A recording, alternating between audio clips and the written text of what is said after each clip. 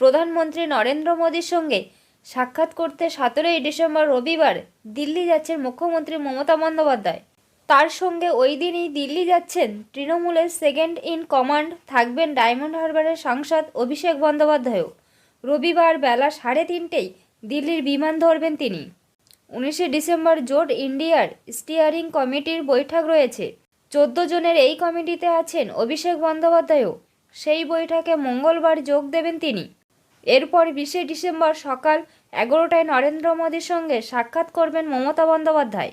আবাস যোজনা 100 দিনের কাজ সহ বিভিন্ন প্রকল্পের বকেয়ার দাবি নিয়ে বারবার সরব হয়েছে তৃণমূল। এর আগেই বকেয়ার দাবিতে তৃণমূলের সাংসদ নেতারা দিল্লিতে গিয়েছেন অভিষেকের নেতৃত্বে।